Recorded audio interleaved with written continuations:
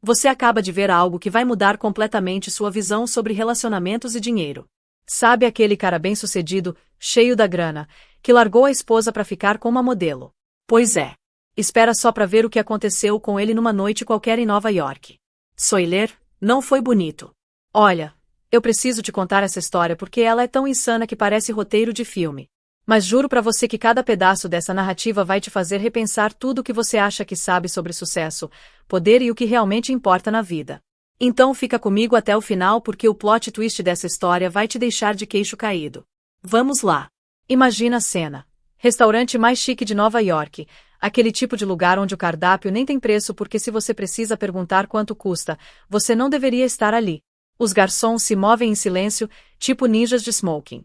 Os lustres são de cristal importado da Itália. É o ponto de encontro da elite, sabe? E sentado na melhor mesa do lugar tá o Julian Vance, 42 anos, CEO da Vance Global, bilionário, bonito daquele jeito calculado que a gente vê em revista de negócios. Cabelo grisalho nas têmporas que ele achava super elegante. Terno feito sob medida que custava mais que um carro popular. Ele tá ali, se sentindo tal, curtindo a vida. Do outro lado da mesa, tem a Tiffany. 23 anos, modelo, vestido vermelho justinho, grudada no celular. Ela tá reclamando porque quer aparecer nas revistas de fofoca, quer ir pra tapete vermelho, quer que todo mundo saiba que ela tá com o bilionário. Mas o Julian fica enrolando ela, falando de ações da empresa, de reunião com investidores, aquele papo corporativo chato.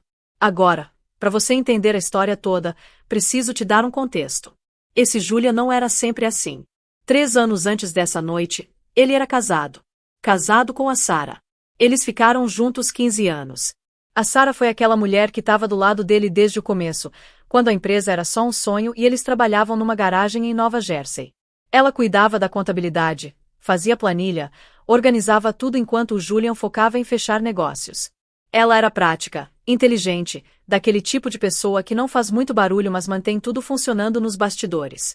Ela gostava de noites tranquilas em casa, de ler livro, de conversar sobre a vida. Queria ter filhos, construir uma família. Mas aí a grana chegou. E quando chegou, chegou pesado. A Vance Global virou um império. Milhões viraram bilhões. E o Julian? O Julian mudou. Ele começou a achar que merecia mais.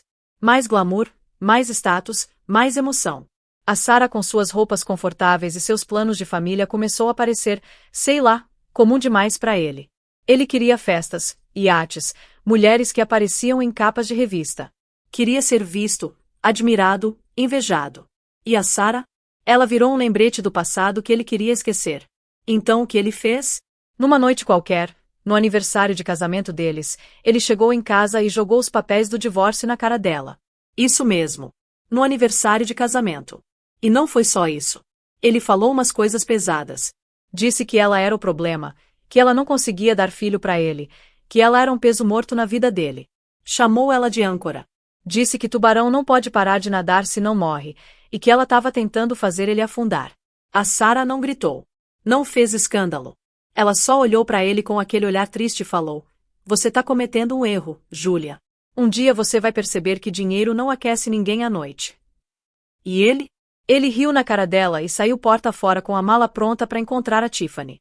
Isso foi 3 anos atrás. E desde então, o Julian estava vivendo a vida dele. Achando que tinha feito a escolha certa. Achando que tinha ganhado o jogo da vida. Até aquela noite no restaurante. Então o Julian tá lá, tentando fazer a Tiffany parar de reclamar, quando ele olha pro lado e vê o pessoal do restaurante fazendo aquele fuzuê todo. Os garçons ficaram mais atentos, os outros clientes começaram a falar baixo. Tinha alguém importante chegando. E aí entra um cara. Alto, ombros largos, presença que ocupa o ambiente inteiro. Terno impecável. Aquele tipo de homem que quando entra num lugar, todo mundo automaticamente fica em silêncio. A Tiffany até largou o celular. "Quem é aquele?" ela sussurrou, com os olhos arregalados. O Julian estreitou os olhos tentando ver melhor na luz fraca do restaurante. Acho que é o Alexander Sterling." Até a Tiffany conhecia esse nome. Alexander Sterling não era só mais um bilionário. Ele era o bilionário. Dono da Sterling Maritime, a maior empresa de transporte marítimo do Atlântico. O cara tinha acabado de comprar metade do Vale do Silício. Na Wall Street chamavam ele de Duque de Ferro. Um homem que nunca sorria e nunca perdia. Ele é gato, a Tiffany comentou, inclinando a cabeça. Com quem ele tá? E foi aí que a vida do Julian desmoronou. O Alexander estava ajudando uma mulher a sentar. E não era qualquer ajuda não. Era aquela gentileza reverente. Sabe? Como se ela fosse a coisa mais preciosa do mundo. A mulher estava de costas, usando um vestido azul marinho que brilhava igual água sob a luz. Cabelo preso num coque elegante. Um colar de diamantes no pescoço que provavelmente custava mais que a cobertura do Julian. Quando ela virou de lado para agradecer pro Alexander, a luz pegou no rosto dela. E o Julian parou de respirar. O copo de uísque escorregou da mão dele.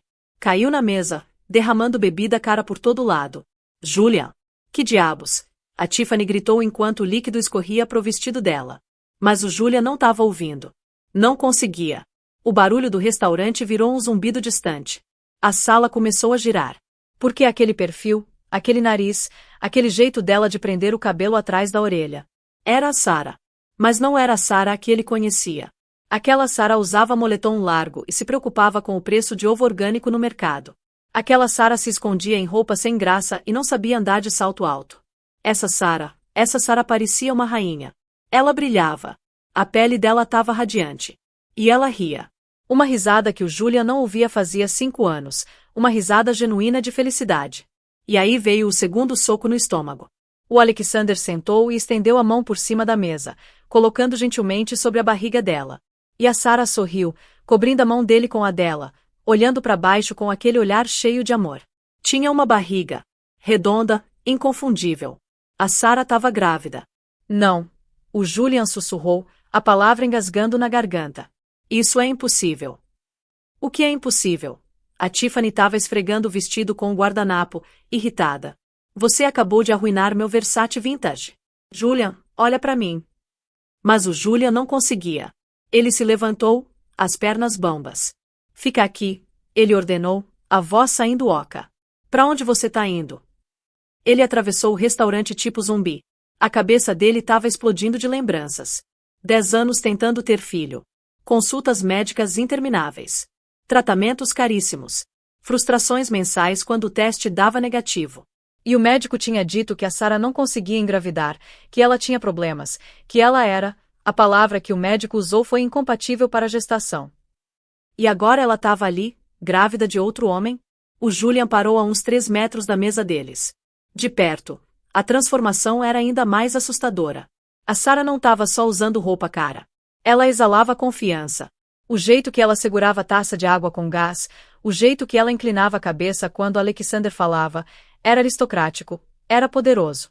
O Alexander estava inclinado para frente, sussurrando algo que fez a Sarah corar e sorrir. O temido Duque de Ferro parecia completamente apaixonado. A sombra do Julian caiu sobre a mesa. O Alexander parou de falar no meio da frase. Virou a cabeça devagar, os olhos dele, cinza como aço, travando nos do Julian. A temperatura ao redor da mesa pareceu cair 10 graus.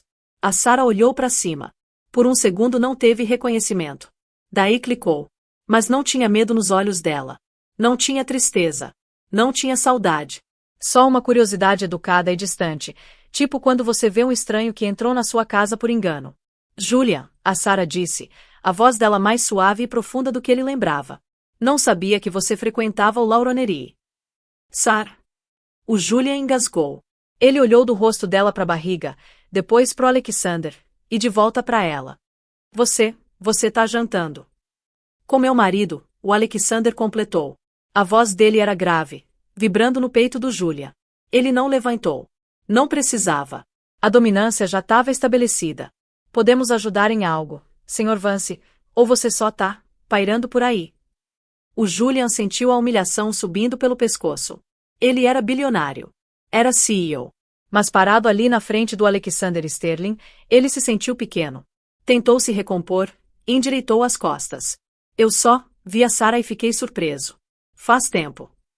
3 anos, 2 meses e 4 dias, a Sarah disse calmamente, tomando um gole de água. Mas quem tá contando? Você tá diferente, o Julian conseguiu falar. Eu sou diferente, a Sarah respondeu, colocando a mão protetora sobre a barriga. O diamante no dedo dela pegou a luz. Era um diamante enorme, fácil 15 quilates, corte esmeralda. Fazia o anel de noivado que o Julian tinha dado para ela parecer bijuteria barata. Muito diferente. Você tá grávida, o Julian soltou. Era uma acusação, não uma pergunta. A gente tentou por 10 anos. Os médicos disseram que você não conseguia carregar filho. O silêncio que seguiu foi ensurdecedor. As mesas ao redor ficaram quietas. Os olhos do Alexander estreitaram perigosamente. Ele começou a se levantar devagar, o movimento lembrando uma pantera se preparando para atacar. Ele era 15 centímetros mais alto que o Julian. Cuidado com o seu tom, Vance, o Alexander disse baixinho, um aviso mortal. A Sarah tocou o braço do Alexander, parando ele. Tá tudo bem, Alex. Deixa ele falar. Parece que meu ex-marido tá confuso sobre biologia. Ela virou o olhar de volta pro Julian, os olhos duros. Os médicos disseram que a gente tava tendo dificuldade, Julian. Disseram que provavelmente era estresse ou incompatibilidade. Nunca disseram que eu não conseguia engravidar. Você que parou de ouvir porque estava ocupado demais trabalhando até tarde com suas assistentes. O Julian sentiu como se tivesse levado um tapa. Então. Ele sussurrou, olhando para a barriga dela. É dele. Ele tem nome, o Alexander cortou, dando um passo mais perto. E sim, ela tá carregando meu filho. E diferente de você, eu pretendo estar presente para ver ele crescer. Julian. A voz estridente da Tiffany cortou a tensão. Ela chegou tac-tac-tac nos saltos, segurando o vestido manchado. Olhou a cena, o poderoso Alexander Sterling, a Sarah radiante, o Julian pálido, e os olhos dela arregalaram. Meu Deus, a Tiffany falou, olhando para Sarah. Você é a ex-mulher. A entediante. A Sarah sorriu. Foi um sorriso aterrorizante. E você deve ser o motivo de eu finalmente ser feliz. Nunca tive chance de te agradecer. A Tiffany piscou, confusa. Agradecer. Por ter levado o lixo embora, a Sarah disse docemente. O rosto do Julian ficou roxo. Espera um minuto, Sarah. Você não pode falar comigo assim. Eu construí a Vance Global. Eu te dei tudo. Você me deu ansiedade e solidão. A Sarah corrigiu. O Alexander me deu uma vida. Senhor Vance, o Alexander disse, a voz dele caindo para um registro que sugeria violência iminente. Acho que você e sua acompanhante deveriam voltar para a mesa. Vocês estão incomodando minha esposa. Esposa. O Julian engasgou. Vocês são casados. Mês passado, o Alexander disse, levantando a mão esquerda para mostrar uma aliança de platina simples. Cerimônia privada em Lake Como. Não queríamos imprensa nem pragas. Ele olhou diretamente pro Julian com desprezo. O Julian sentiu o chão desabar sob seus pés. A Sarah. Sua Sarah. Era a senhora Alexander Sterling. Ela agora era coproprietária de um império 10 vezes maior que o dele. Isso não acabou. O Julian sibilou, o ego tentando salvar alguma coisa. Você acha que pode só dar um upgrade e esquecer de onde veio? Sarah, eu fiz você. O Alexander deu um passo à frente, mas a Sarah se levantou. Ela se moveu devagar, com graça. Olhou o Julian direto nos olhos. Você não me fez, Julian. Você me quebrou.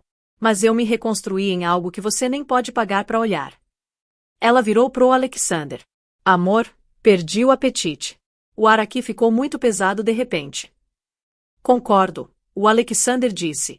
Ele sinalizou pro Maitre com apenas um dedo levantado. Espera, o Julian disse, desespero entrando na voz. Ele percebeu de repente que a empresa dele, a Vance Global, tinha um contrato de renovação pendente com a Sterling Maritime. Um contrato que a empresa dele precisava desesperadamente para sobreviver o próximo trimestre. Sterling, espera. A gente tem a renovação de contrato semana que vem. Devíamos manter negócios e assuntos pessoais separados. O Alexander parou. Ele olhou pro Julian com genuína diversão. O contrato. O Alexander riu.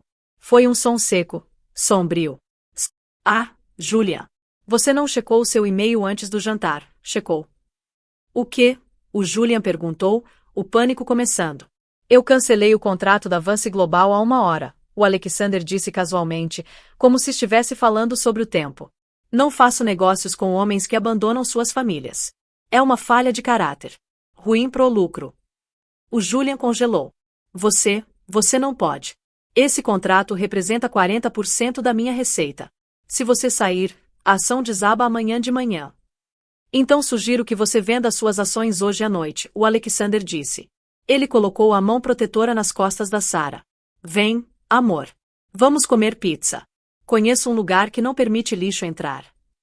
Enquanto eles saíam, deixando Julian parado no meio do restaurante com uma mancha no ego e uma amante gritando ao seu lado, o Julian percebeu que o pesadelo tinha apenas começado. E não tinha como ele imaginar quão fundo ele ainda ia cair. A manhã seguinte não amanheceu no prédio da Vance Global. Ela explodiu. O Julian estava sentado no escritório dele no 40º andar, olhando fixo pro terminal da Bloomberg. Os olhos dele estavam vermelhos de tanto chorar. Ele não tinha dormido. Tinha passado a noite andando de um lado pro outro na cobertura enquanto a Tiffany fazia barulho no quarto ao lado arrumando as malas. Ela ainda não tinha saído. Não era burra o suficiente para ir embora antes de garantir uma indenização. Mas o barulho tinha sido suficiente para deixar ele louco. Mas a Tiffany era o menor dos problemas dele agora. Tá em 42% de queda, Julian. O Marcos, o CFO dele, gritou. Nem bateu na porta antes de invadir o escritório. O Marcos normalmente era um homem de compostura, mas hoje a gravata estava torta e ele estava suando através da camisa. 42% em 30 minutos de pregão. É só uma venda de pânico, o Julian disse, embora a voz dele não tivesse convicção. Ele apertou a caneta Mont Blanc tão forte que os dedos ficaram brancos. Assim que eu soltar o comunicado à imprensa esclarecendo a situação com o Sterling. Não tem como esclarecer isso. O Marcos bateu um tablet na mesa de mogno. Você viu online? Viu o que tá em alta. O Julian olhou para baixo. Na tela tinha um vídeo tremido filmado de celular no Lauronerie. Mostrava tudo. O uísque derramado, a Tiffany gritando, a tentativa patética do Julian de intimidar o Alexander Sterling. E finalmente, a linha devastadora do Alexander. Não faço negócios com homens que abandonam suas famílias. O vídeo tinha 12 milhões de visualizações. A hashtag Time Sarah era o assunto número 1 global. A hashtag colapso da Vance Global era a número 2. Os investidores não estão saindo por causa do contrato, Julian, o Marcos rosnou. Eles estão saindo porque você parece fraco. Você parece um idiota que foi humilhado pelo maior tubarão do oceano. O conselho está convocando uma reunião de emergência ao meio-dia. Eles querem sua cabeça. O Julian se levantou, batendo a mão na mesa. Eu construí essa empresa. Eles não podem me tocar. Podem quando você viola a cláusula de moralidade do seu contrato, o Marcos rebateu. E assediar publicamente uma mulher grávida que por acaso é esposa do Alexander Sterling definitivamente é uma violação. O interfone tocou. Era a secretária assustada dele, a Jéssica. Senhor Vance, tem um oficial de justiça aqui. E a equipe jurídica da Sterling. Eles estão com a SEC. O Julian caiu de volta na cadeira. A SEC. A Comissão de Valores Mobiliários. O Sterling não estava só cancelando o contrato. Ele estava dissecando o cadáver. Uma hora depois, o Julian foi escoltado para fora da própria sala de conferência por 3 advogados do escritório Alova e Pin, os tubarões jurídicos mais agressivos de Nova York. Eles entregaram para ele uma ordem de cessar e desistir em relação a qualquer comunicação com a Sarah Sterling, e um aviso de oferta hostil de aquisição. O Alexander Sterling não estava só destruindo ele. Estava comprando ele por centavos. Desesperado, o Julian ligou para a única pessoa que ele achava que conseguia manipular. Discou o número antigo da Sarah. Foi direto para a mensagem de desconexão. Ele jogou o telefone na parede, estilhaçando a tela. Você acha que ganhou? Ele murmurou pro quarto vazio, os olhos maníacos. Eu sei seu segredo, Sarah. Eu te conheço. Uma ideia sombria e distorcida começou a se formar na mente do Julian. Uma ilusão nascida de narcisismo e desespero. A Sarah não podia estar grávida. Não naturalmente. Eles tinham tentado por uma década. Milhares de dólares em especialistas, inúmeras noites cronometrando ciclos. Se ela estava grávida agora, significava uma de duas coisas. Ou ela tinha usado um doador e não contou pro Alexander, ou ela estava traindo ele naquela época. Talvez o bebê nem fosse do Alexander. Talvez fosse um bebê de fertilização que ela tinha arranjado secretamente usando as amostras dele congeladas de anos atrás. Ele tinha armazenado amostras na clínica de fertilidade antes do divórcio, só por precaução. É isso. O Julian sussurrou, um sorriso doentio se espalhando no rosto. Ela roubou meu material genético. Ela roubou meu herdeiro. Era insano. Era improvável. Mas para um homem perdendo tudo, parecia uma tábua de salvação. Se ele conseguisse provar que o bebê era dele, ou pelo menos arrastar o nome dela pela lama com o processo, ele podia forçar o Alexander a recuar. Podia usar o bebê como moeda de troca para salvar a empresa. Ele pegou o telefone fixo. Me arruma o Saul Goodman ou seja lá quem for o melhor advogado de família da cidade que não tenha medo do Alexander Sterling. Vou processar pela custódia. A sala de conferência da Vanguard Legal era fria, estéril, e cheirava a cera de limão e medo. O Julian estava sentado de um lado da mesa de vidro enorme, ladeado pelo Saul Burkowitz, um advogado conhecido pelos ternos baratos e pela moral mais barata ainda. Do outro lado estavam a Sarah e o Alexander. A Sarah parecia serena, as mãos descansando sobre a barriga, usando um vestido de gestante cor creme que fazia ela parecer uma pintura de Madonna. O Alexander estava sentado ao lado dela parecendo uma arma carregada. Ele não tinha piscado em 10 minutos. Atrás deles tinha uma equipe de 5 advogados da Sterling, Croft e Moore. Sr. Vance, a advogada principal dos Sterling começou, uma mulher de olhos afiados chamada Helena Vance, sem relação felizmente. Essa petição é frívola.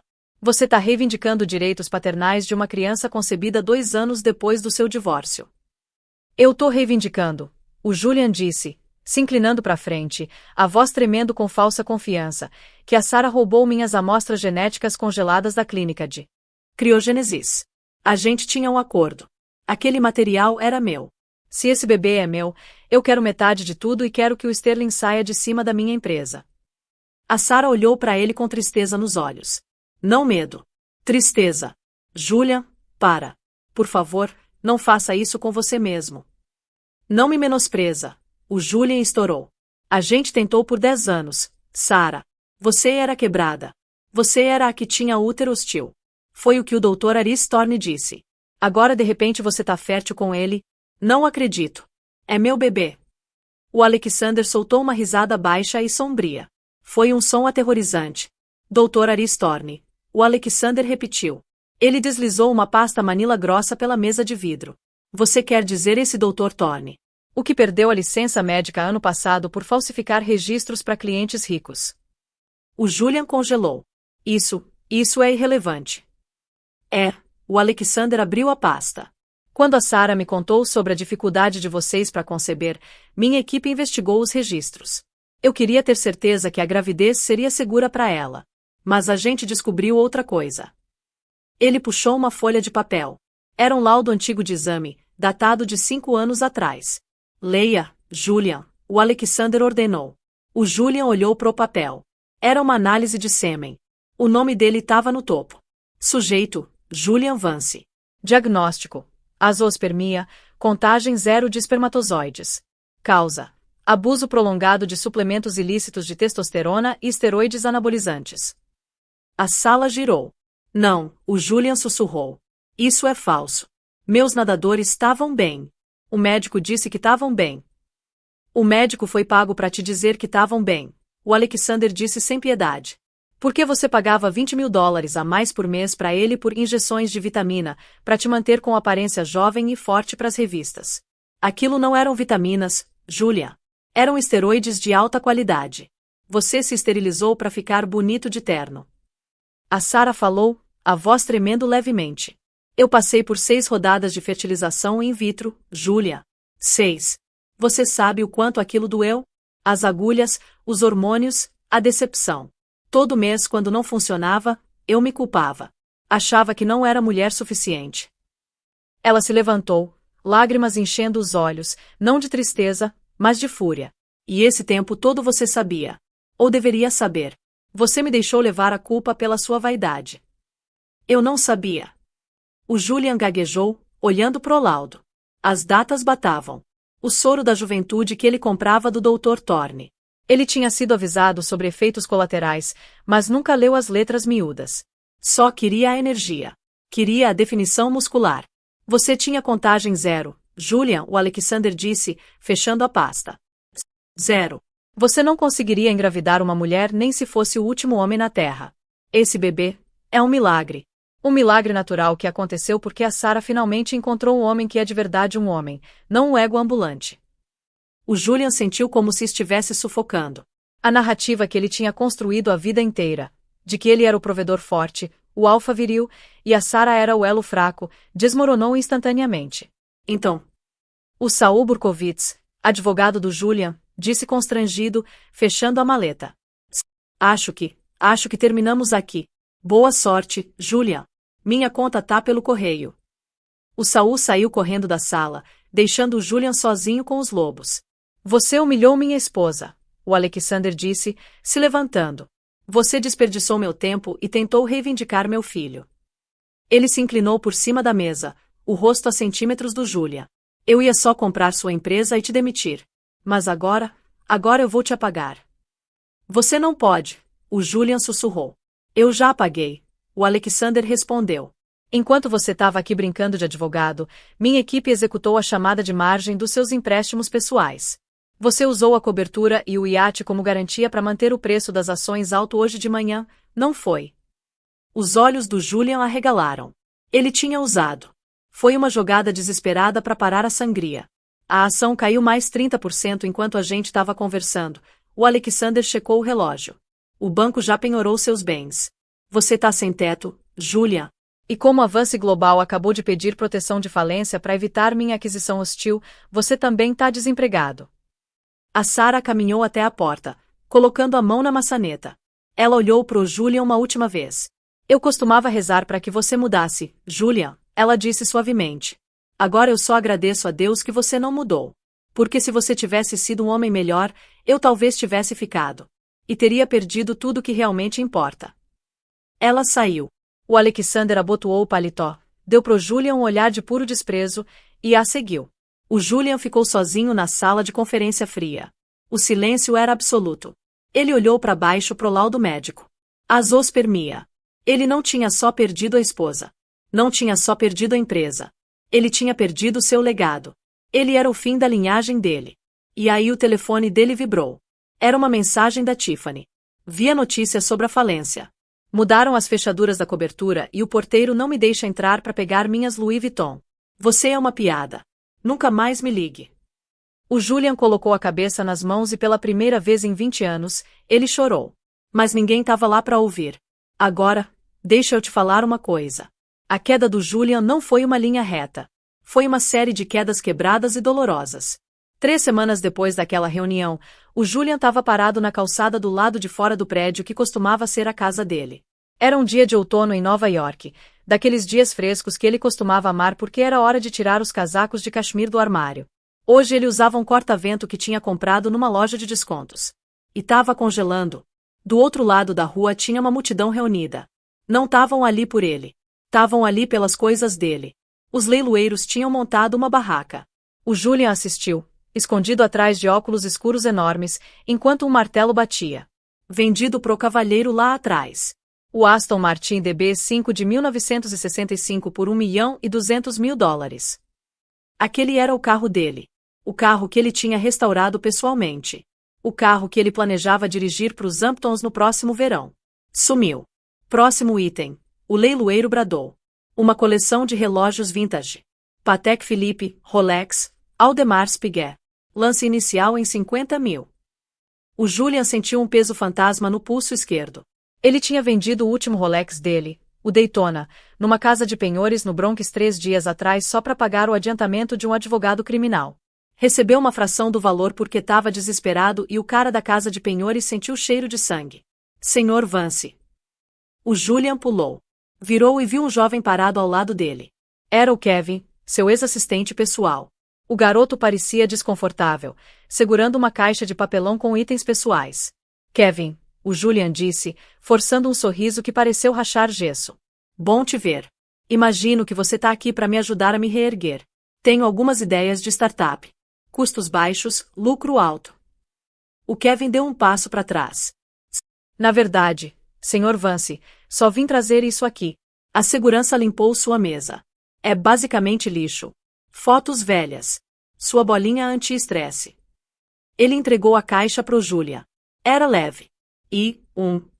O Kevin hesitou, olhando para os próprios sapatos. Eu queria te avisar que consegui um emprego novo. Ah, os olhos do Julian brilharam. Onde? Talvez você possa dar uma palavra por mim? Tô disposto a consultorias. Tenho experiência executiva. Qualquer firma teria sorte de me ter. O Kevin fez uma careta. Tô trabalhando na Sterling Maritime agora. No departamento de filantropia.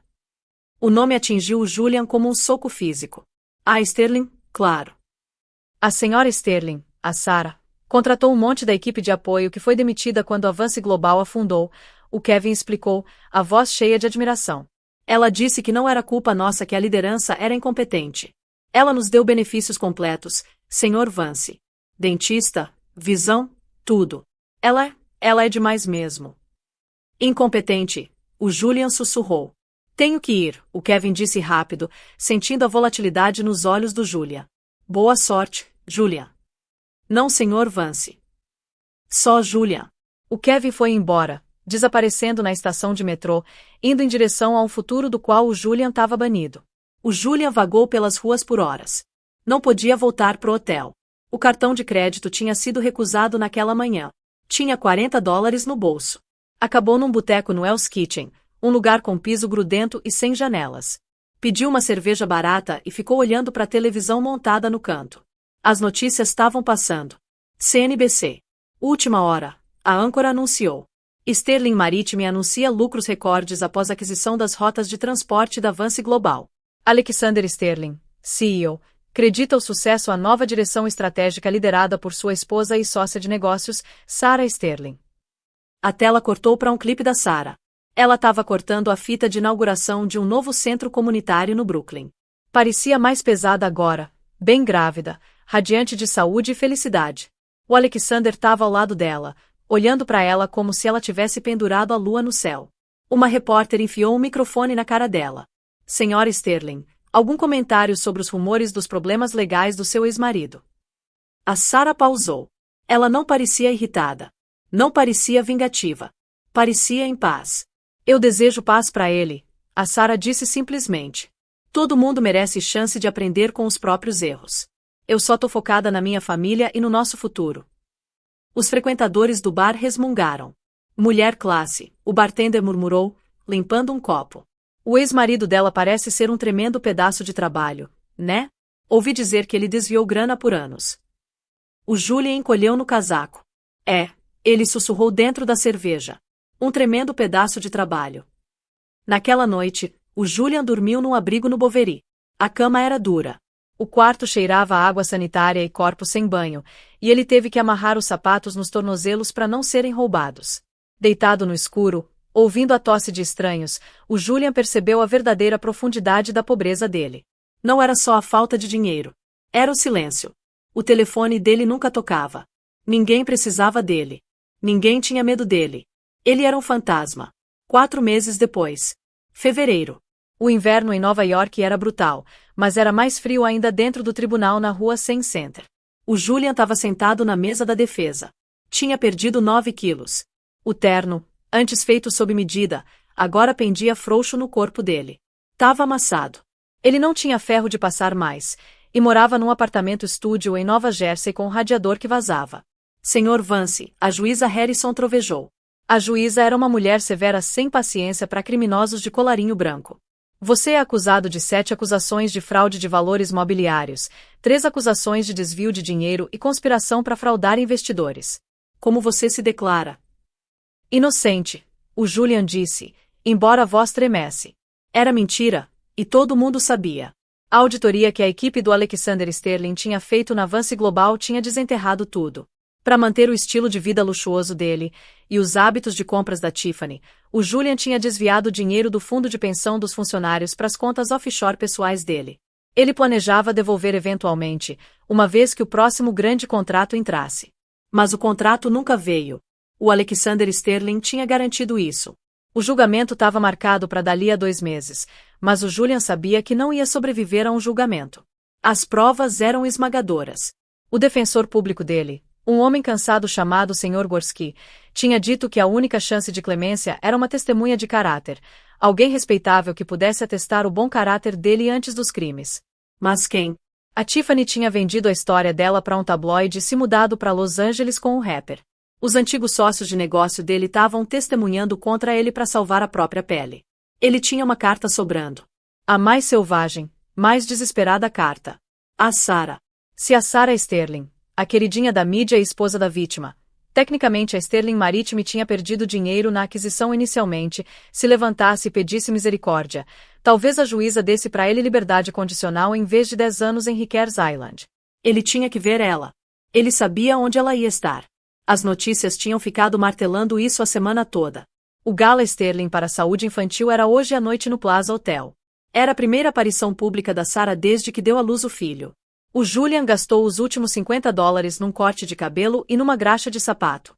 Não conseguia entrar no gala. Ingressos custavam $10.000 cada, mas ele conhecia o layout do Plaza. Sabia por onde os VIPs saíam. Ficou parado no beco congelante atrás do hotel por 3 horas. A neve começou a cair, cobrindo os ombros dele. Ele tremeu, soprando nas mãos. Sentiu como a vendedora de fósforos, uma história que a Sarah costumava ler para os sobrinhos. A ironia era amarga como fel. Às 11 da noite, as portas dos fundos se abriram. Seguranças saíram primeiro, criando um perímetro. Depois veio o Alexander Sterling. Ele parecia poderoso, vestindo um smoking que caía nele como armadura. Tava carregando um bebê conforto. Atrás dele veio a Sarah. Ela usava um vestido prateado e um casaco de pele pesado. Parecia cansada, mas radiante de felicidade. Espera aqui, o Alexander disse para ela, entregando o bebê conforto para um guarda-costas para poder buscar o carro ele mesmo. Um gesto raro de normalidade para um bilionário. A Sarah ficou sozinha perto da porta por um momento, ajeitando o casaco. Sarah, o Julian resmungou. Ele saiu das sombras. Os seguranças instantaneamente ficaram tensos, as mãos se movendo para os coldres. Calma, a Sarah disse, levantando a mão. Ela estreitou os olhos no escuro. Julia. Ele entrou na luz. Parecia patético. O nariz dele estava vermelho de frio, os olhos aguados. Sarah, ele disse de novo, a voz quebrando. Eu preciso falar com você. Você tá violando a ordem de restrição. Um dos guardas rosnou. Tá tudo bem, a Sarah disse suavemente. Deixa ele falar. O Julian caiu de joelhos. O chão frio de concreto encharcou imediatamente as calças finas dele. Sarah, por favor, ele implorou. Tô enfrentando 10 anos. 10 anos de prisão. Eu não vou sobreviver. Você me conhece, não sou feito para isso. Tô com medo. A Sarah olhou para baixo para ele. A expressão dela era indiscernível. Eu preciso de uma testemunha de caráter, o Julian soluçou. Só diz pra juíza que eu nem sempre fui assim. Conta sobre os primeiros dias, quando a gente era feliz. Por favor, faz isso pela memória do que a gente teve. A Sarah suspirou. Uma nuvem de respiração branca escapou dos lábios dela. Ela caminhou mais perto dele, os saltos clicando no concreto. A memória do que a gente teve. Ela perguntou baixinho. Julia, você lembra do meu aniversário de 35 anos? O Julian piscou, confuso. Eu te levei para jantar. Não, a Sarah disse. Você estava em Dubai com uma consultora. Você me mandou uma mensagem. Você esqueceu. Eu passei a noite chorando no banheiro porque me sentia tão invisível. Desculpa, o Julian chorou. Eu fui um idiota. Mas tô pagando por isso agora. Olha para mim. Não tenho nada. Você tem exatamente o que você investiu, a Sarah disse. A voz dela não era cruel. Era factual. Você investiu em vaidade. Você investiu em ganância. E você investiu em pessoas que não te amavam. Esse é o retorno desse investimento. Por favor, o Julian sussurrou. Só uma carta. Uma carta para a juíza. Misericórdia. Naquele momento, o guarda-costas segurando o bebê conforto se mexeu. O cobertor cobrindo o bebê escorregou levemente. O Julian olhou para cima.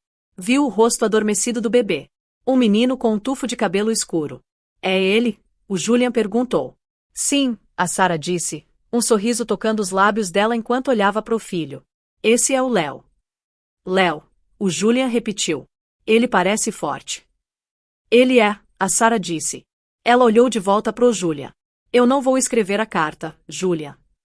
A cabeça do Julian caiu. Por quê? Você disse que desejava paz para mim.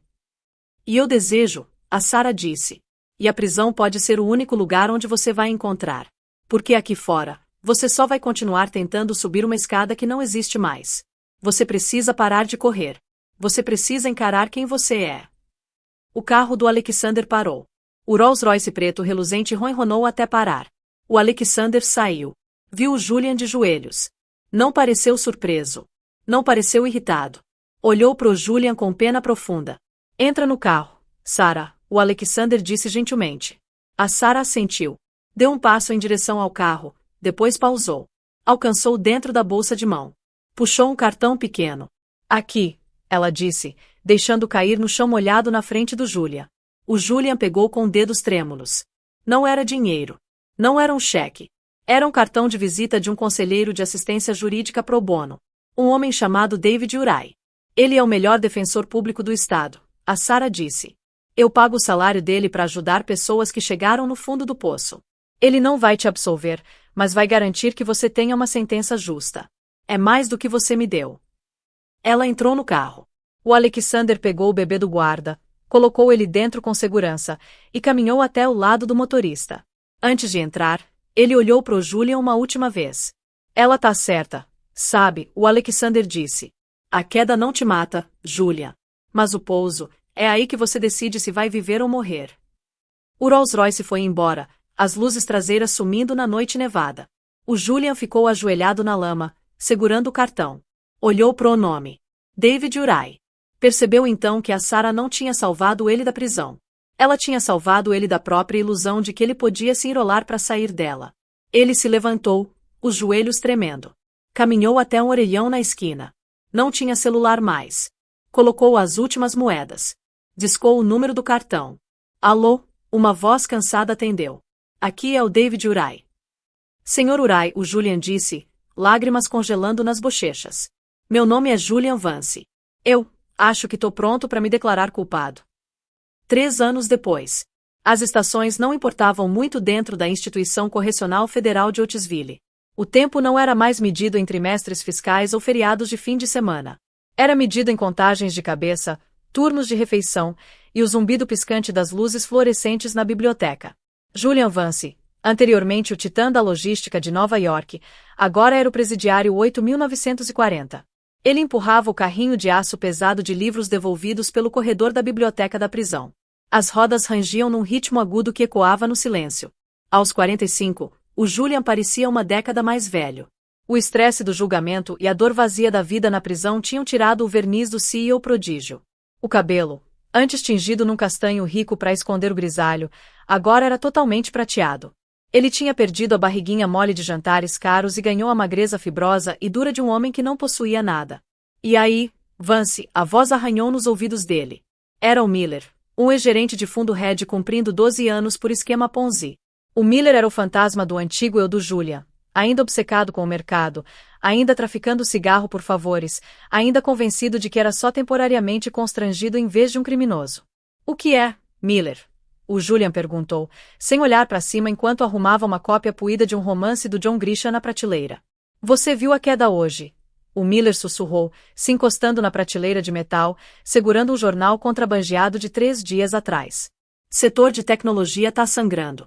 Se eu tivesse um telefone, só um telefone, eu podia fazer short no mercado inteiro e comprar essa prisão até terça. Você não tem telefone, Miller, o Julian disse suavemente.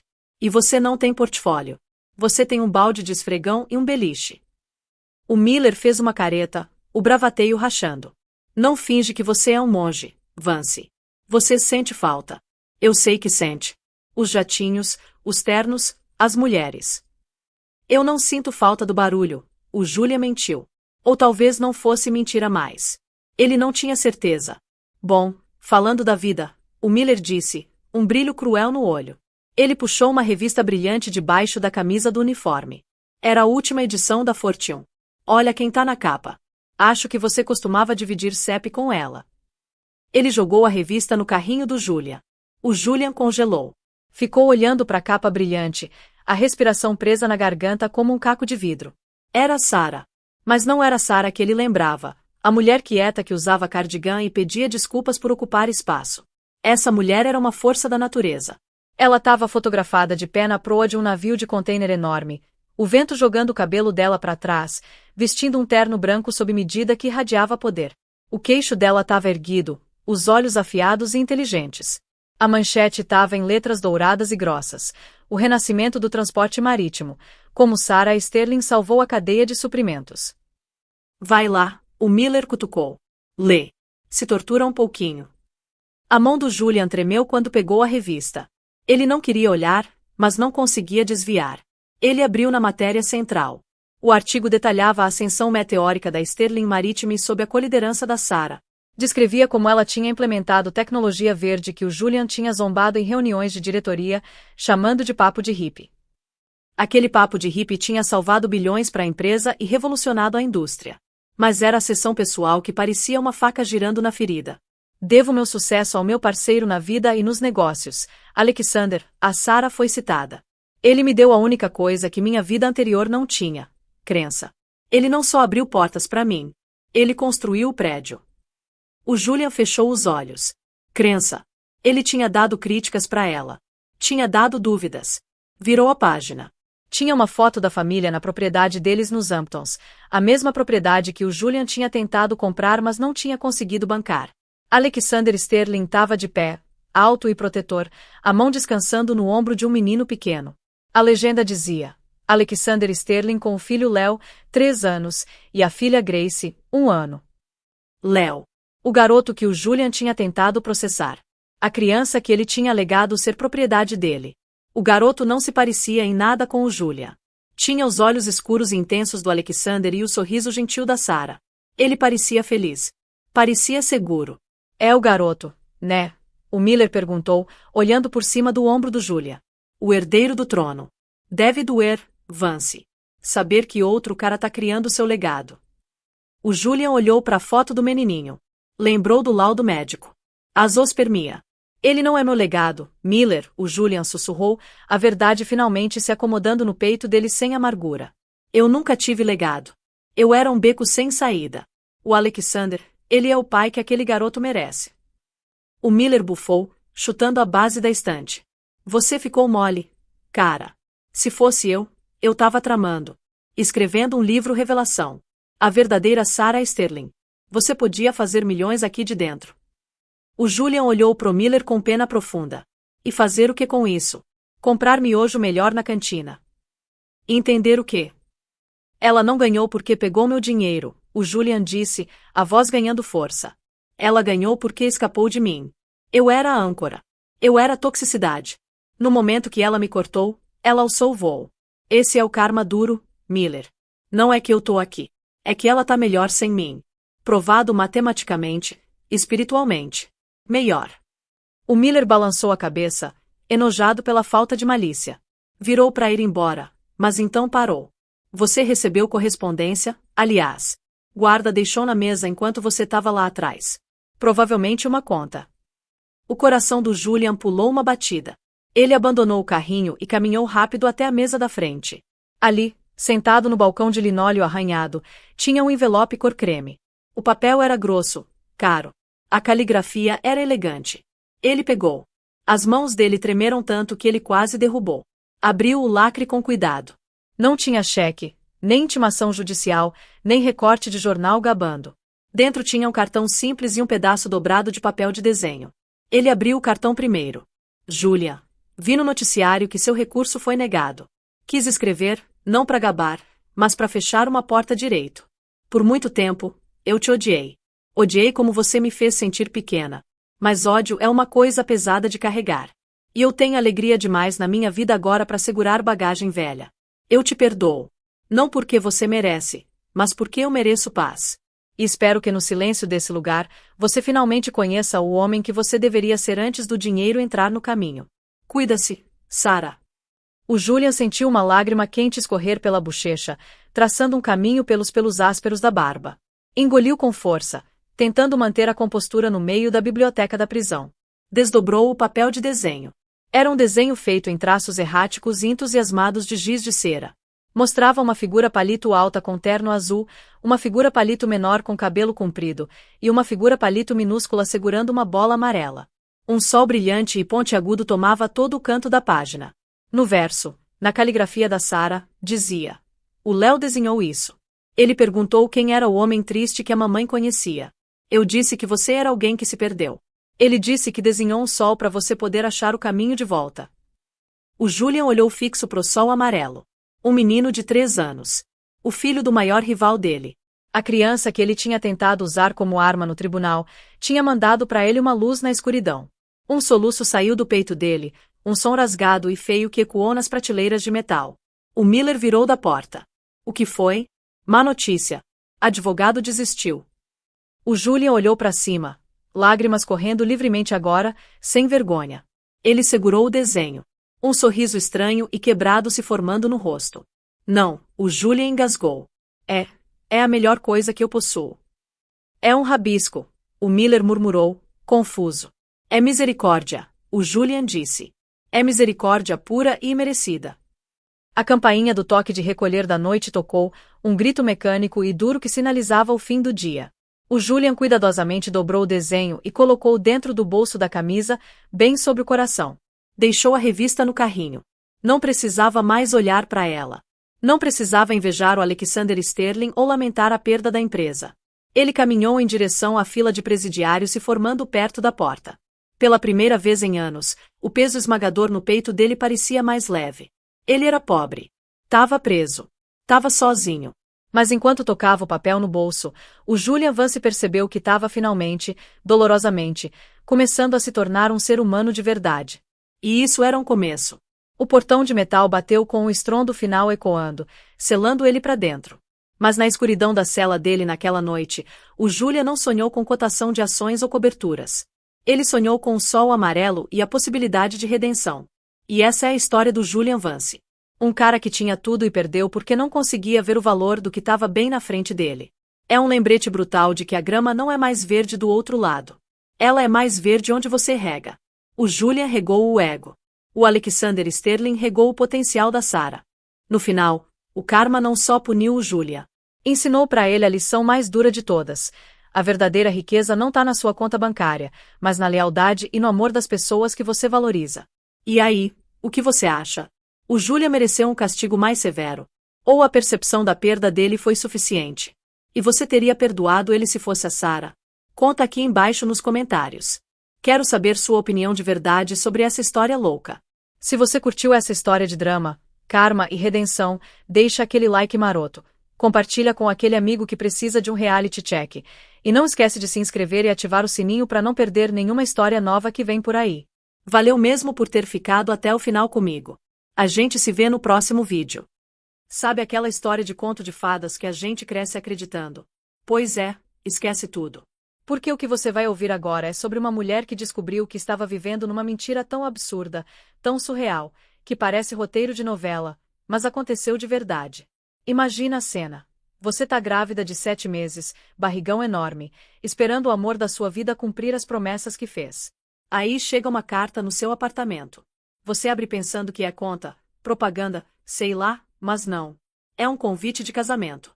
Convite chique, papel caro, letras douradas. Só que não é pro seu casamento. É pro casamento dele. Com outra. Mas calma, porque isso é só o começo da loucura. A pior parte. Ele contou pra todo mundo que você perdeu o bebê. Que você surtou. Que você tá internada no hospício porque não conseguiu aceitar a tragédia. Só tem um probleminha nisso tudo. Nada disso é verdade.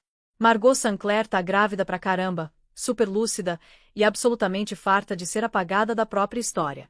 Então ela fez uma coisa que ninguém esperava. Ela entrou naquele casamento. 400 convidados. A elite da Virgínia toda reunida. A noiva de branco, brilhando em seda e diamantes. E Margot. Margot levou uma pasta. O que ela leu daquela pasta fez a mãe dele gritar pedindo segurança. Fez o irmão dele ficar pálido que nem papel. Fez a noiva correr pelo corredor da igreja ainda de vestido de casamento. Mas o choque mesmo? Os documentos não eram sobre a gravidez. Eram sobre algo muito, muito pior. Essa é a história de como uma mulher se recusou a desaparecer. E de como uma simples pasta queimou o império inteiro até virar cinzas. O convite era daqueles caros, sabe? Papel grosso, com aquela textura veludada que você passa o dedo e pensa, nossa, isso aqui custou mais que meu almoço da semana. Letras em alto relevo, douradas, brilhando na luz da tarde. Margot Sinclair estava parada na porta do apartamento minúsculo dela na Virgínia. Grávida de 7 meses, segurando o envelope que tinha caído no meio de um monte de correspondência redirecionada. O endereço do remetente estava impresso numa fonte elegante, daquelas que gritam dinheiro antigo, propriedade Assured. Ela conhecia esse endereço.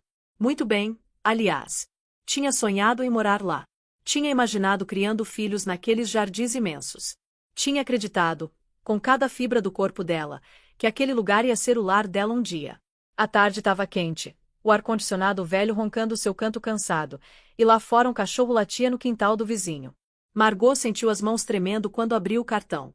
O papel era pesado, cremoso, o tipo de papel que custa mais caro que a conta de luz dela.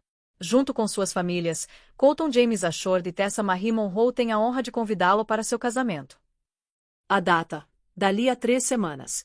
Sábado, 4 da tarde. Recepção logo em seguida. Margot leu de novo. E de novo. E mais uma vez. Como se as letras fossem se reorganizar sozinhas e formar alguma coisa que fizesse sentido. Como se fosse outro Colton Ashford. Uma coincidência cósmica. Um erro horrível. Mas não era erro. Não. O endereço era da propriedade Ashford. O brasão da família estava em relevo no canto. E a caligrafia no envelope, aquele redirecionamento do apartamento antigo dela, era real demais para ser mentira. O bebê chutou. Forte. Direto nas costelas dela, como um aviso. Ou talvez um grito de acorda, mãe. Margot se jogou no sofá. As molas gemeram com o peso dela.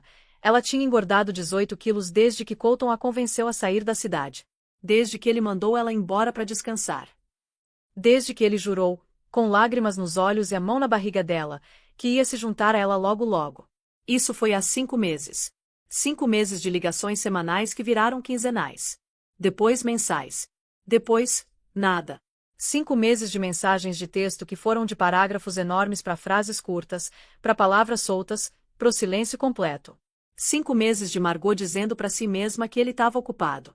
A fusão no trabalho. As obrigações com a família. O estresse de se preparar para ser pai. Ela tinha arranjado desculpa para tudo. Tinha defendido ele até da própria mãe, que nunca gostou dele. Tinha acreditado porque precisava acreditar. Porque amor era suficiente, né? Sempre foi, nos filmes. Ela ficou encarando o convite. A caligrafia era linda, fluindo pelo papel com uma elegância irritante. Alguém tinha passado horas naquelas letras. Alguém tinha escolhido o papel, a fonte, o relevo dourado. Alguém tinha planejado cada detalhe daquele casamento. E esse alguém ia casar com Colton Ashford, o pai do filho dela. O homem que jurou que amava ela. Tessa Marie Monroe. Margot nunca tinha ouvido esse nome na vida. Mas aparentemente, Tessa já tinha ouvido falar de Margot. Da ex-maluca. Daquela que não conseguia superar. Daquela que inventou uma gravidez para prender um homem bom. O celular dela vibrou na mesinha de centro. Emmeline Cross, a melhor amiga desde a faculdade. A única pessoa que nunca duvidou dela. Margot atendeu sem nem falar oi. As palavras não saíam. A garganta estava apertada, o peito oco. Ela se sentia caindo mesmo sentada. Margot? Tá aí? Tô tentando te ligar o dia inteiro. A voz da Amy estava tensa, urgente. Tinha alguma coisa errada. Alguma coisa além do convite. Tô sentada, Margot conseguiu dizer. Por favor, me diz que você tá sentada mesmo. Tô. O que foi? Você viu as notícias. Você entrou na internet hoje. Margot olhou pro convite na mão dela. As letras douradas brilhando na luz da tarde. Recebi uma coisa pelo correio. Ai, meu Deus. Amy soltou o ar num suspiro que era quase um soluço. Então você sabe do casamento. Tô segurando o convite. Foi redirecionado do apartamento antigo. O convite? Como assim você ganhou um convite? Isso não faz o menor sentido. Porque eles mandariam um convite para você. Margot virou o envelope. A etiqueta de redirecionamento era do endereço antigo dela. O lugar que ela tinha dividido com Colton na cidade. O brownstone com as janelas enormes e o jardim nos fundos. Alguém devia ter pegado a correspondência dela e mandado para frente sem olhar direito. Um vizinho, talvez. Ou os inquilinos novos. Um erro inocente que entregou a bomba mais devastadora da vida dela. Foi redirecionado, ela explicou. Alguém juntou minha correspondência sem olhar o que era. Jesus, de todos os jeitos de descobrir. Amy pausou. A respiração dela estava pesada, controlada. Margot, escuta. Tem uma coisa que você precisa saber. Uma coisa pior que o casamento. O que pode ser pior? Ele contou para todo mundo que você perdeu o bebê. O quarto girou. As paredes se inclinaram para dentro. O teto desceu. Margot agarrou o braço do sofá com tanta força que os dedos ficaram brancos. O quê? O Colton, ele tá contando para todo mundo, há meses, que você teve um aborto espontâneo. Ele disse que você perdeu o bebê com 4 meses. Ele disse que o luto foi demais para você. Ele disse que você teve um colapso nervoso total. Ele disse que você ficou obcecada com a gravidez mesmo depois de acabar. A mão de Margot foi automaticamente para a barriga. O bebê chutou de novo. Rolou. Forte, vivo, real. 7 meses de crescimento. 7 meses de consultas médicas, ultrassons, vitaminas, esperança. Isso não é verdade, ela disse. A voz dela saiu estranha, distante. Nada disso é verdade. Eu tô grávida de 7 meses. O bebê tá bem. Eu fiz exame semana passada. Eu sei. Eu sei que não é verdade. Mas, Margot, todo mundo acredita nele. Ele foi muito convincente. Ele chorou em jantares. Falou sobre terapia do luto. Disse que a perda destruiu vocês dois. Disse que você se recusava a aceitar a realidade. E que ele teve que pedir uma ordem de restrição, pelos dois. Uma ordem de restrição? Contra mim. Ele nunca pediu de verdade. Eu chequei os registros do tribunal, não tem nada. Mas ele conta pra todo mundo que pediu. Ele conta que você apareceu no escritório dele. Que mandou cartas ameaçadoras. Que ligou pra família dele e disse coisas horríveis. Eu não falei com ninguém da família dele há 5 meses. Eu não fui no escritório dele desde que saí da cidade. Amy, eu tô aqui nesse apartamento, sozinha, grávida do filho dele. Eu sei. Eu acredito em você. Sempre acreditei. A voz da Amy rachou. Eu devia ter ligado antes. Devia ter te contado o que ele estava falando. Mas eu só descobri 2 dias atrás. Esbarrei no irmão dele num evento beneficente. O Bradley ficou surpreso quando eu perguntei de você. Ele disse que todo mundo sabia que você tinha sumido. Essa foi a palavra que ele usou. Sumido. Como se você tivesse morrido. Como se você tivesse deixado de existir. Margot se levantou. As pernas dela estavam bambas. O bebê mexeu, pressionando a bexiga dela. Ela foi até a janela e olhou para a rua tranquila da Virgínia. As árvores estavam verdes, as calçadas vazias. Um cardeal sentado na cerca, observando nada. Ela tinha vindo para cá porque Colton disse que o estresse da cidade fazia mal para a gravidez. Ele tinha achado esse apartamento para ela. Tinha pagado os 3 primeiros meses de aluguel. Tinha prometido visitar todo fim de semana. Tinha dito que era temporário. Só até ela se sentir melhor. Só até o bebê ficar mais forte. Só até a fusão da empresa acabar. Ele visitou 2 vezes. Depois as ligações ficaram mais curtas. Depois pararam completamente. Ela tinha dito para si mesma que ele estava ocupado. Que a distância era difícil para ele também. Ela tinha dito para si mesma muita coisa. Agora ela entendia. Ela não tinha desaparecido. Ela tinha sido apagada.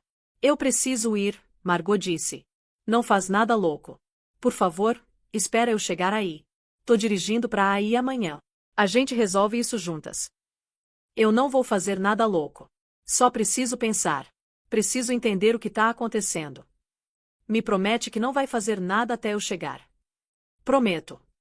Ela desligou. O convite estava no sofá onde ela tinha deixado. Papel marfim, letras douradas. Um conto de fadas para outra pessoa. Margot foi pro banheiro. Ficou na frente do espelho. O rosto dela estava mais redondo que antes. O cabelo mais comprido. Os olhos cansados, envelhecidos. Como se ela tivesse envelhecido 5 anos em 5 meses. A barriga dela era enorme. Inegável. Real. Eu não sou louca, ela disse pro reflexo. As palavras ecoaram no banheiro pequeno, bateram nos azulejos, voltaram para ela como uma promessa. Eu nunca fui louca. Ele só precisava que todo mundo achasse que eu era. O bebê chutou de novo. 3 vezes seguidas, como se concordasse. Como se dissesse, é isso aí, mãe. A gente é real. Ele não pode apagar a gente. Lá fora, o sol estava se pondo. O céu ficou laranja e rosa. Lindo e indiferente. O mundo continuava girando. Não importava se seu coração estava despedaçado ou não. A mãe de Margot ligou às 7 da noite. Ruth Sinclair tinha um sexto sentido para problema. Ela tinha desenvolvido isso durante 30 anos de casamento com um homem que guardava segredos. Tinha refinado o talento criando uma filha que se esforçava demais para ver o lado bom das pessoas. Tem alguma coisa errada, Ruth disse sem rodeios. Eu tô sentindo. Mãe. Não me vem com mãe. Eu tô inquieta o dia inteiro. Não consegui me concentrar em nada. Fiquei checando o celular. Aí a Amy me ligou 1 hora atrás. Contou o que aconteceu.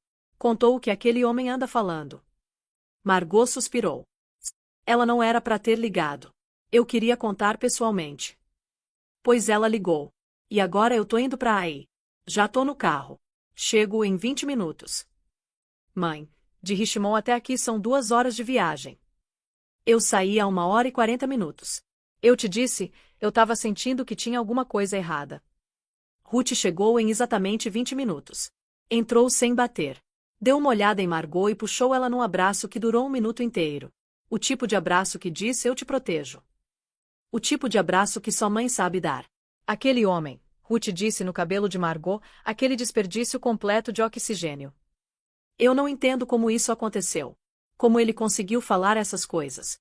Como as pessoas acreditaram. Ruth soltou ela e foi para a cozinha. Encheu a chaleira e colocou no fogão. Ela sempre acreditou que chá resolvia qualquer coisa. Ou pelo menos tornava as coisas suportáveis. Eu entendo perfeitamente como aconteceu, ela disse. Ele é um mentiroso. Sempre foi. Eu te disse isso 2 anos atrás, quando você levou ele em casa pela primeira vez. Você disse que tinha ressalvas. Que ele parecia polido demais. Eu tinha mais que ressalvas. Eu tinha instinto. Mãe sabe. E eu sabia que tinha alguma coisa errada com aquele homem. Alguma coisa vazia por trás daqueles olhos bonitos. A chaleira começou a esquentar. Ruth se virou para encarar a filha. A expressão dela era estranha. Complicada. Quase culpada. Tem uma coisa que eu preciso te contar, ela disse. Uma coisa que eu devia ter contado há meses. O quê? Ruth abriu a bolsa. Tirou uma pasta de dentro. Era grossa, gasta nas bordas. Como se tivesse sido manuseada muitas vezes. Como se alguém tivesse adicionado coisas nela durante meses, talvez anos. Eu guardei tudo, ela disse. Cada mensagem que ele mandou para você e que você encaminhou para mim. Cada e-mail que você compartilhou. Cada print que você tirou e esqueceu. Cada recibo da conta conjunta de vocês. Cada foto com data e hora. Eu imprimi tudo. Datei tudo. Organizei tudo. Margot encarou a pasta. Por quê? Quando você começou a fazer isso? Há 2 anos. Logo depois que você foi morar com ele. Eu não confiava nele. Não conseguia explicar por quê. Mas eu queria estar preparada. Caso esse dia chegasse. Ruth colocou a pasta na mesa da cozinha. Ela caiu com um baque que pareceu ecoar no apartamento pequeno. Tudo aqui prova que ele sabia da gravidez. Que ele apoiou. Que ele estava envolvido em cada etapa. Se ele está contando para todo mundo que você inventou tudo, essa pasta diz o contrário. Margot abriu a pasta com mãos tremendo. A primeira página era um print de uma mensagem de Colton. Data: 5 meses atrás. O dia antes dele mandar ela para Virgínia. Nosso bebê vai ser perfeito. Mal posso esperar para conhecer ela. Já tô escolhendo nomes. Talvez Margarete, em homenagem à sua avó. Ou algo mais moderno. O que você acha? A página seguinte era um extrato bancário. Uma transferência de R$ 8.000 da conta conjunta deles para a conta pessoal dela.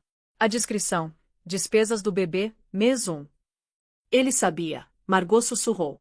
As palavras pareciam estranhas na boca dela. Como uma revelação que também era óbvia. Ele sabia do bebê. Ele apoiou a gravidez. Ele mandou dinheiro. Ele fez mais que isso. Ruth apontou para uma seção perto do final da pasta. Olha os e-mails. Os de 3 meses atrás. Margot folheou as páginas. As mãos dela tremiam agora.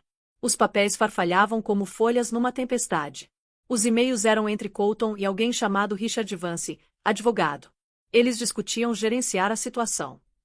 Usavam frases como corte limpo e controle da narrativa e negação plausível. Eles falavam sobre estabelecer base e proteger ativos e garantir compliance. Um e-mail se destacava. Data: 4 meses atrás. Marcado em amarelo pela mão cuidadosa de Ruth. Se ela não cooperar, podemos proceder com o ângulo de incapacidade mental. Algumas conversas bem colocadas devem estabelecer a base. Quando ela perceber o que está acontecendo, a narrativa já vai estar definida. A própria confusão dela vai trabalhar a nosso favor. Ele planejou isso, Margot disse. A voz dela soava distante, como se pertencesse a outra pessoa. Ele planejou me apagar desde o começo. Antes mesmo de me mandar embora. Ele planejou apagar nós duas. Ele planejou, Ruth confirmou, tocando a barriga de Margot gentilmente. Mas ele cometeu um erro. Ele não sabia que eu estava observando. Ele não sabia que eu estava guardando tudo. A chaleira apitou. Ruth serviu 2 xícaras de chá de camomila. Trouxe para a mesa e sentou do outro lado da filha. A pasta ficou entre elas. Como uma arma. Como um escudo. Como prova de que a verdade ainda existia, em algum lugar. Então, Ruth disse: "O que você quer fazer?" Margot olhou para a pasta. Pro registro da traição empilhado cuidadosamente entre capas de manila. Pra verdade que contradizia cada mentira que Colton tinha contado. Pra munição que a mãe dela vinha juntando há 2 anos. "Eu ainda não sei", ela disse, honesta. "Mas eu não vou desaparecer. E não vou deixar ele ganhar." Ruth sorriu. Não foi um sorriso gentil. Foi o sorriso de uma mãe que vinha esperando há muito tempo para lutar. O sorriso de uma mulher que criou a filha para ser forte e finalmente ia ver ela provar isso. "Ótimo", ela disse. "Eu também não." 6 meses antes. A lembrança subiu à superfície como uma coisa afogada voltando ao topo de uma água escura. A mão de Colton no rosto dela. Gentil. Preocupada. O polegar dele fazendo círculos na bochecha dela.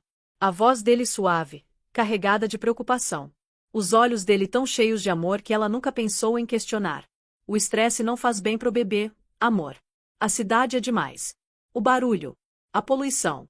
A pressão do seu trabalho. Eu consigo ver que tá te desgastando. Eles estavam no apartamento. O brownstone com as janelas enormes. Aquele onde eles tinham falado sobre colocar um berçário no quarto de hóspedes. Aquele onde ela tinha imaginado a filha deles dando os primeiros passos. "Eu posso tirar uma licença do trabalho", Margot tinha sugerido. "Trabalhar de casa. Reduzir as horas. A gente consegue fazer dar certo aqui." "Não é suficiente. Você precisa descansar de verdade. Se desconectar. A tia da minha mãe tem um lugar na Virgínia. Tranquilo. Lindo. Tem um jardim. Ar puro. Você podia ficar lá até se sentir mais forte." "Mas e você? E nós?" Ele tinha puxado ela para perto.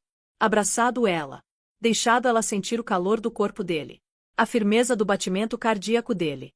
"Eu visito todo fim de semana. Prometo. E eu me junto a você permanentemente assim que a fusão acabar. 2 meses. 3 no máximo. Vai passar voando. Eu vou sentir sua falta. Eu também vou sentir a sua. Mas isso é pelo nosso bebê. Pela nossa família. A gente tem que colocar ela em primeiro lugar." Ela tinha acreditado. Porque não acreditaria. Ele era o pai do filho dela. Ele tinha chorado quando ela mostrou o teste positivo. Ele tinha comprado um macacão escrito filhinha do papai antes mesmo de saberem o sexo. Ele tinha falado sobre nomes e berçários e fundos universitários. Agora ela entendia. As lágrimas eram ensaio. O macacão era cenário. As conversas sobre o futuro eram roteiros que ele tinha decorado. Tudo tinha sido uma performance. Desde o começo. Margot sacudiu a cabeça para afastar a lembrança. O passado era uma armadilha. Ela não podia se dar ao luxo de viver lá. Ela estava sentada no carro da Amy agora. Era o dia seguinte ao convite ter chegado. Amy tinha dirigido 4 horas durante a noite para estar lá. Tinha chegado às 6 da manhã com café e determinação. "A gente precisa fazer uma lista", Amy disse. Ela tinha um bloco jurídico no colo. Uma caneta na mão. As mesmas habilidades organizacionais que tinham feito ela passar na faculdade de Direito. "Todo mundo que te conhece. Todo mundo que pode confirmar que a gravidez é real. De que adianta? Ele já envenenou todo mundo contra mim. Todo mundo que a gente conhecia junto. Os amigos mútuos. A família dele, provavelmente. Meus colegas de trabalho também. Nem todo mundo. Ele não conseguiu alcançar todo mundo." Amy pegou o celular. "Vou fazer algumas ligações. Você vai escutar. Não fala nada ainda. Só escuta o que as pessoas dizem." A primeira ligação foi para Dana, ex-colega de trabalho de Margot na firma de marketing. Elas tinham sido próximas antes de tudo mudar. Antes de Margot se mudar. Antes de Colton começar a reescrever a história. Dana atendeu no terceiro toque. Amy colocou no viva voz. "Oi, Dana. É a Amy Cross. A gente se conheceu na festa de aniversário da Margot ano passado. Você levou aquele cheesecake incrível." "Ah, oi. Eu lembro de você."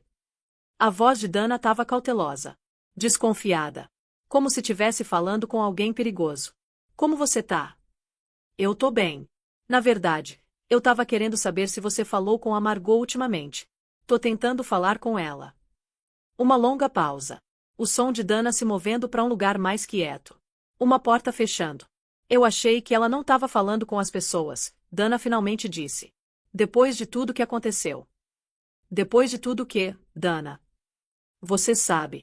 O colapso. A coisa da gravidez. O Colton disse que ela precisava de espaço. Ele disse que contato de amigos podia desencadear outro episódio. Outro episódio de quê? Você sabe. O surto. A gravidez imaginária. Ele disse que ela ficou muito apegada à ideia de ter um bebê. Mesmo depois de, bem, você sabe. Depois de perder. Depois de perder o quê, Dana? O aborto espontâneo. O Colton disse que aconteceu com os 4 meses. Ele disse que ela não conseguiu aceitar. Que continuou agindo como se ainda tivesse grávida. Comprando roupinha de bebê. Decorando um berçário. Ele disse que era de partir o coração ver aquilo. Amy olhou para Margot. Os olhos dela estavam duros. A mandíbula travada. Dana, vou te fazer uma pergunta. E preciso que você pense com cuidado antes de responder. Você viu a Margot grávida com seus próprios olhos? Pessoalmente? Bem, claro. Na festa de noivado ela estava mostrando um pouquinho. Uns 3, 4 meses, talvez. Eu lembro porque ela estava radiante. Eu falei para ela que ela estava linda. Mas o Colton disse que ela perdeu o bebê depois disso. Ele disse que o estresse foi demais. Que o corpo dela simplesmente desistiu. E você acreditou? Por que eu não acreditaria? Ele parecia tão arrasado. Mal conseguia falar sobre isso sem se emocionar. E ele estava tão preocupado com ela. Pediu para todos nós mantermos distância. Disse que ela precisava de ajuda profissional. Disse que nosso apoio, por mais bem intencionado que fosse, podia interferir no tratamento dela. Tratamento para quê? Ele nunca disse exatamente. Mas ele deu a entender, bem, ele deu a entender que ela estava em algum lugar. Uma clínica. Recebendo ajuda. Ele disse que por isso ninguém conseguia falar com ela. Ele disse que ela tinha entregado o celular voluntariamente. Amy encerrou a ligação. Ficou encarando o telefone na mão dela como se ele tivesse traído ela pessoalmente. Ele contou para todo mundo que você está numa clínica psiquiátrica. Ela disse. Ele contou que você se internou voluntariamente. Ele criou uma história inteira para explicar sua ausência. E todo mundo acreditou. Acreditaram porque ele chorou. Porque ele pareceu devastado. Porque ele interpretou o papel de um futuro pai enlutado perfeitamente. Amy fez mais 3 ligações. As conversas seguiram o mesmo padrão. Todo mundo tinha visto Margot grávida. Todo mundo acreditava que ela tinha perdido o bebê. Todo mundo achava que ela estava longe, se recuperando de uma tragédia que nunca aconteceu. Todo mundo tinha sido instruído a manter distância. Colton não tinha só mentido sobre ela. Ele tinha isolado ela completamente. Cortou cada via de apoio.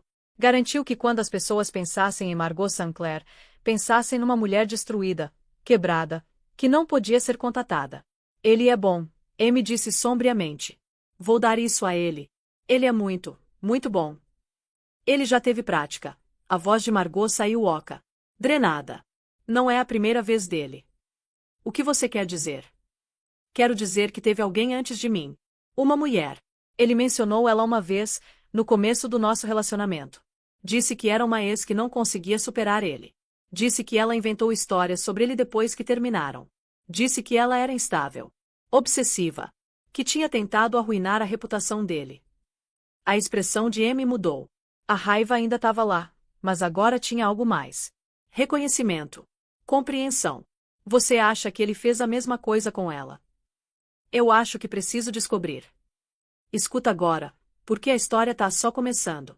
Encontrar Genevieve levou 3 dias.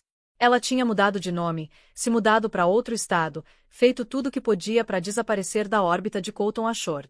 Tinha enterrado o passado dela tão fundo que a maioria das pessoas nunca teria achado. Mas Amy era persistente. Ela tinha uma prima que trabalhava em registros do governo. Tinha uma amiga especializada em investigações digitais. Tinha contatos de quando trabalhou brevemente num escritório de advocacia, antes de decidir que tribunais não eram para ela. No 4º dia, Margot ligou pro número que Amy tinha achado. Tocou 5 vezes. Ela estava prestes a desligar quando uma mulher atendeu. A voz era cansada. Cautelosa. A voz de alguém que tinha aprendido a não confiar. Quem é? Meu nome é Margot Sinclair. Tô ligando sobre Colton Ashford. Silêncio. Silêncio absoluto. Nem respiração. Eu não conheço ninguém com esse nome, Genevieve finalmente disse. Por favor. Eu sei o que ele fez com você. Pelo menos eu acho que sei. Porque acho que ele tá fazendo a mesma coisa comigo. Eu não sei do que você tá falando. Acho que você ligou pro número errado. Eu tô grávida de 7 meses do filho dele. Ele contou pra todo mundo que eu tive um aborto espontâneo. Ele contou pra todo mundo que eu tive um colapso nervoso. Ele contou pra todo mundo que eu tô numa clínica psiquiátrica. Ele vai casar em 2 semanas com outra pessoa. Eu descobri por um convite de casamento que foi redirecionado pra mim por acidente. Mais silêncio. Depois um som que podia ser uma risada ou um soluço. O tipo de som que contém anos de dor comprimidos num único suspiro. Ele sempre gostou de controlar a narrativa, Genevieve disse. A voz dela tinha mudado. Mais suave agora. Mais humana. Ele é mestre nisso. Quando você percebe o que está acontecendo, ele já te apagou da história. Por favor, me ajuda. Eu preciso entender com o que eu tô lidando. Você tá lidando com um sociopata. Um sociopata charmoso, bem conectado e extremamente perigoso. Ele quase destruiu minha vida. Teria conseguido se eu não tivesse fugido. O que ele fez com você? A história de Genevieve levou 2 horas para ser contada. Margot escutou sem interromper. Às vezes ela chorou. Às vezes se sentiu entorpecida. Às vezes sentiu um alívio estranho por não estar sozinha. Por não estar louca. Por ter alguém que tinha vivido esse pesadelo e sobrevivido. O padrão era idêntico. O bombardeio amoroso no começo. O isolamento gradual. A manipulação que fazia ela questionar a própria sanidade. A manipulação sutil que parecia amor até você olhar de fora. O descarte repentino quando ele achou alguém nova. Alguém mais brilhante. Alguém mais fácil de controlar. Eu tinha provas também, Genevieve disse. Fotos. E-mails. Prova de que ele tinha mentido sobre tudo. Prova de que ele tinha roubado dinheiro das minhas contas. Prova de que ele estava saindo com outras mulheres o tempo todo que a gente estava junto. O que aconteceu quando você tentou compartilhar? Ninguém acreditou. Ele já tinha contado para todo mundo que eu era instável. Obcecada. Perigosa. Ele tinha médicos preparados para testemunhar sobre meu estado mental. Tinha amigos que jurariam que testemunharam meus episódios. Quando eu tentei falar, minha credibilidade já estava destruída. O que você fez? Eu peguei o dinheiro dele e fugi. Ele me ofereceu R$ 200.000 para assinar um termo de confidencialidade e desaparecer. Eu sei que eu devia ter lutado. Eu sei disso agora. Devia ter me mantido firme e forçado a verdade a vir à tona. Mas eu estava quebrada. Exausta. Não tinha força para lutar contra alguém que já tinha me derrotado tão completamente. Eu tenho força, Margot disse. As palavras a surpreenderam. Elas soaram verdadeiras de um jeito que nada tinha soado verdadeiro há meses. Eu tenho uma mãe que guardou registros de tudo. Tenho uma melhor amiga que não vai me deixar desistir. E tenho uma filha que merece saber a verdade sobre quem o pai dela realmente é. Genevieve ficou quieta por um momento. Quando falou de novo, a voz tinha mudado. Esperançosa. Quase ansiosa. Tem outra coisa que você deveria saber, ela disse. Algo que pode te ajudar. A firma de investimentos dele. A Short Capital. A que fez a família ficar rica. Não é legítima. O que você quer dizer? Quero dizer que ele vem movendo dinheiro de clientes para contas pessoais. Desviando de investimentos. Usando novos depósitos para pagar retiradas antigas. É um esquema Ponzi clássico. Vestido em ternos caros. Você tem prova da fraude financeira. Eu tenho o suficiente para levantar questões. Não o suficiente para provar nada em tribunal. Ele garantiu isso. Ele destruiu tudo que conseguiu achar. Mas os registros existem em algum lugar. Tem que existir. Esse tipo de fraude deixa rastros. E se eu conseguisse achar mais provas? Genevieve hesitou. Quando falou de novo, a voz era quase um sussurro. Tem alguém que pode ajudar. Um advogado chamado Warren Blackwood. Ele vem tentando construir um caso contra o Colton há anos. Uma cliente dele perdeu tudo para a Shore Capital. Uma senhora idosa que confiou no nome da família. O Warren nunca teve provas suficientes para seguir em frente. Mas se você tem o que diz que tem, se conseguir achar mais, talvez junto seja suficiente. Margot anotou o nome. Sublinhou 2 vezes. Obrigada, ela disse. Por confiar em mim com isso. Por acreditar. Eu não tô fazendo isso por você, Genevieve disse. Tô fazendo pela próxima. Porque sempre tem uma próxima. A menos que alguém pare ele. Depois da ligação, Margot sentou na cama no apartamento quieto da Virgínia. A luz da tarde entrava pelas janelas. Dourada. Pacífica. Completamente em desacordo com a tempestade dentro dela. O bebê estava ativo. Rolando, chutando, se espreguiçando. Como se soubesse que algo importante estava acontecendo. Como se tivesse se preparando para a batalha também. Amy bateu na porta. Você tá bem? Foi uma ligação longa. Achei nosso próximo passo. Um advogado chamado Warren Blackwood. Ele vem investigando o Colton há anos. E, Amy, é pior do que a gente pensou. A fraude é real. O Colton vem roubando dos clientes dele. Então vamos ligar para esse Warren. Ver o que ele sabe. Ainda não. Primeiro eu quero ver uma coisa. Margot abriu o laptop. A linha do tempo ainda não fechava. Colton e Tessa. Quando eles realmente começaram a ficar juntos. Ele tinha dito que estava focado na fusão. No trabalho. Disse que estava ocupado demais para visitas por causa do serviço. Mas se ele já estava saindo com outra pessoa. Ela começou a vasculhar as redes sociais. As contas de Tessa Monroe eram públicas. Cheias de fotos. Cheias de datas e horários. Cheias de evidência, se você soubesse o que procurar. Levou uma hora de pesquisa. Cruzar datas. Checar localizações. Estudar fundos de fotos em busca de pistas. Mas eventualmente, Margot achou. Uma foto de 9 meses atrás. Tessa num evento beneficente. Colton ao lado dela. O braço dele em volta da cintura dela. O sorriso dele largo e genuíno. A legenda. Melhor noite com minha pessoa favorita, coração vermelho. 9 meses atrás. Margot ainda morava com Colton. 9 meses atrás, ela estava dividindo a cama dele. Carregando o filho dele. Fazendo planos pro futuro deles. Ele estava fazendo planos diferentes. Ela continuou rolando. Mais fotos. Mais datas. Check-ins de restaurantes. Ingressos de shows. Viagens de fim de semana. A evidência era esmagadora. O caso tinha começado muito antes de Margot sair para Virgínia. Talvez antes mesmo dela engravidar. Talvez desde o começo. Então ela viu algo que fez ela parar de respirar. Uma foto de Tessa usando um colar. Um pingente de safira numa corrente fina de ouro. A pedra era oval. Azul profundo. Incrustada em ouro antigo com diamantezinhos ao redor da borda. Margot conhecia esse colar. Colton tinha dado para ela. No aniversário de namoro deles. Ele disse que era da avó dele. Uma relíquia de família. Única.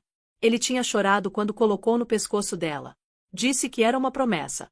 Um símbolo do futuro deles juntos. Ela foi até a caixa de joias. Abriu o compartimento de veludo. Pegou o colar que Colton tinha dado para ela. O mesmo pingente. A mesma corrente. A mesma incrustação antiga. Idênticos em todos os sentidos. Ele tinha dado para elas o mesmo colar. Contado para elas a mesma história. Feito elas acreditarem que eram especiais. Únicas. Amadas.